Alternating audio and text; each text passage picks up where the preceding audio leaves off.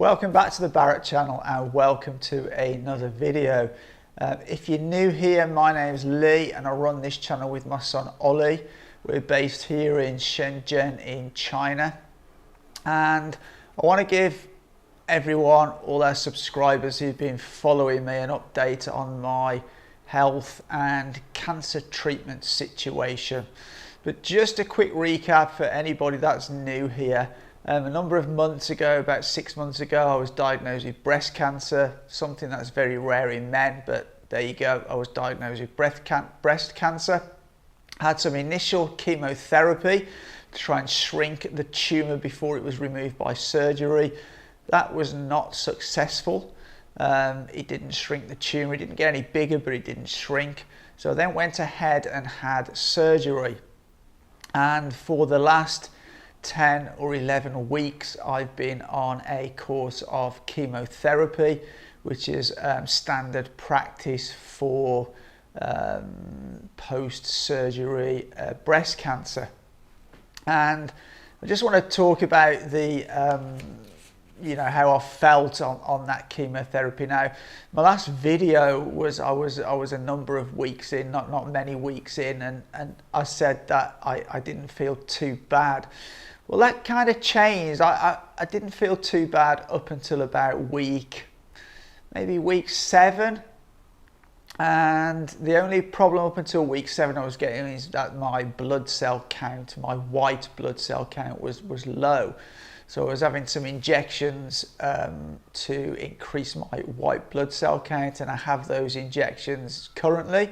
And I generally take them 2 to 3 days before I'm going to have my chemotherapy, because if I don't take them, I then go to the hospital, they check my blood, and if my white blood cells are too low, I can't have my chemotherapy. So I have these injections for my white blood cell count. Now, getting on to the effects of the chemotherapy. So on about week 7, I started to have a problem with a lot of acid in my stomach and here. And this is something I've never suffered with before. And this, I can only assume, is a direct result of the chemotherapy. So I had some tablets prescribed for that, but up until I had those tablets prescribed, I've had an anti-acid tablet and an anti-sickness tablet, and sort of taking these pills has made the situation a lot better. But before I had those pills, there was actually a couple of days, and there was one particular day, I think maybe week 7 or week 8, where I literally just couldn't get out of bed. I was fine if I lay flat.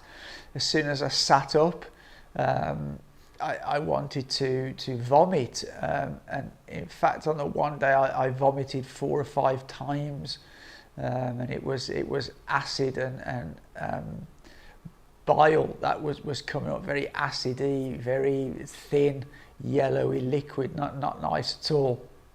And since I informed my doctor about this, I had that, I think, on 2 occasions. The first day was quite bad, and then it was a bit better on the second day. My appetite was just completely shot. In fact, the one day I ate virtually nothing at all. And then I informed the doctor about this, and she prescribed the pills, which I now take. And since I've been taking those pills, I've only had sort of one day, I think that was after my 10th chemotherapy, where I sort of felt a little bit sicky, but it wasn't as bad as the first time. Just so you know, it's the 28th of February 2022 today, and I'm due for my 11th chemotherapy tomorrow at the Hong Kong University Hospital in Shenzhen. So I get up pretty early in the morning to go there. Now, as regards other side effects I've been experiencing, and these have slowly got worse as the chemotherapy's gone on, as the time's gone on, is that they informed me that I would have some numbness feeling in my fingers and my toes. And for me, that again, it was very, very little until about week 6 or 7, and it started to get worse to the point now where my toes, it's not just my toes, it's kind of about a third of the end of my foot is like a numb feeling. Now, the best way I can describe this, imagine if you went out into the snow and you got freezing cold feet, really, really cold feet, and they're like blocks of ice. However, my feet are not cold. If I touch them, they're warm, but the feeling is that like they're freezing cold. And the other problem is that my nails, instead of growing sort of straight with a slight curve, they've really started to curve around like this and started growing into the sides of my toes, and that's become quite painful. That's mainly happened on my my big toe, and that's become really, really quite painful. And the side effect that's happened to my fingers is that if you can imagine, you are hammering and you hit yourself on the thumbnail or a fingernail, and then a few days later underneath that nail starts to bruise and it becomes very tender. That's how the ends of my fingers feel. And again, that is worse on my thumbs, less so on my fingers. But I'm kind of in a situation where I'm now looking forward to the end of my chemotherapy. I have the whole course is for 12 weeks, and tomorrow I'll be on week 11, and then after that I just finally have one more. So I'm feeling quite relieved about that, and I've been told by the doctor that this issue in my fingers and my toes will take some time to go away. And I'm also looking, my hair's kind of a bit of a mess at the moment. It kind of started to grow back, and then it stopped growing back for this second lot of chemotherapy.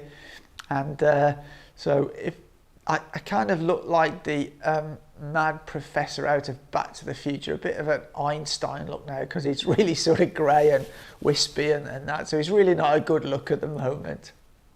And then once I finished my chemotherapy, because my tumour was larger than, I think it was 6 centimetres in diameter, I've been advised by the doctors that it's good practice to take a course of radiotherapy.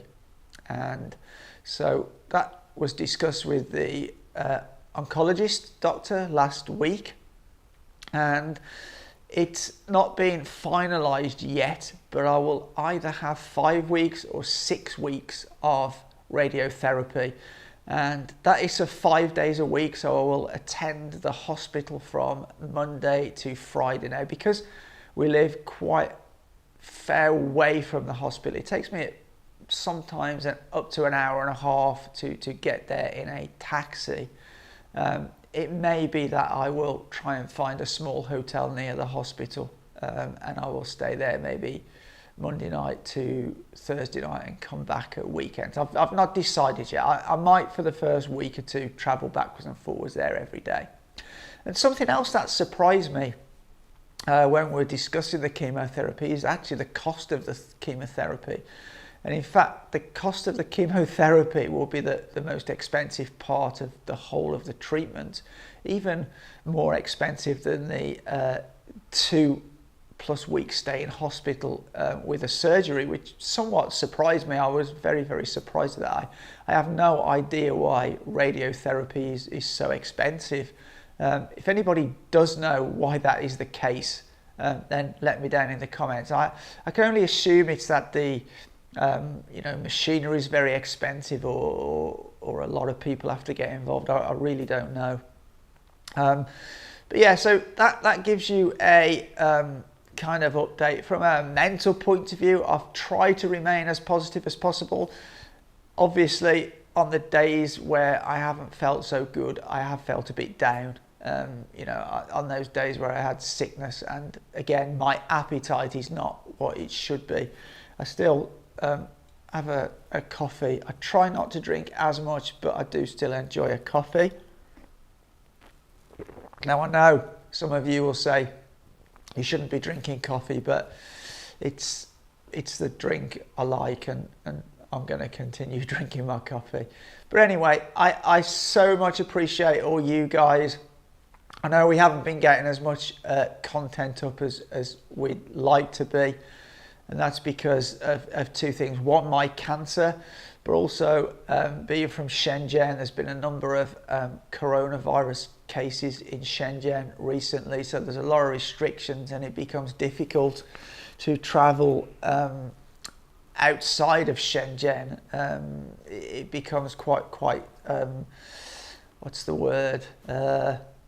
Challenging to travel to some parts of China. And interestingly, Ollie has a video that he's recorded about that for quite a lot of issues he got when he was traveling to a certain province in China. Now, whether that video will already be up before this one, or whether this one will be up first, I'm not too sure yet. But if it's not already up, look out for it. And if it is up, I will put a link here or here, whichever side it is, that you can go and have a look at that. But as I say, I massively appreciate all your support. I've had so much messages of encouragement, and people on WeChat, in the messages on Twitter, in messages on YouTube and the Chinese social media platforms we post on.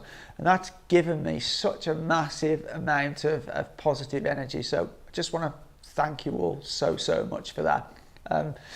As I said, also one of the reasons I want to document this journey on social media is so that anybody else, and I think it will be particularly women, as breast cancer is much more common for women than it is men, but from what I'm led to believe and understand from the doctor, the procedures and the surgery and the chemotherapy is exactly the same.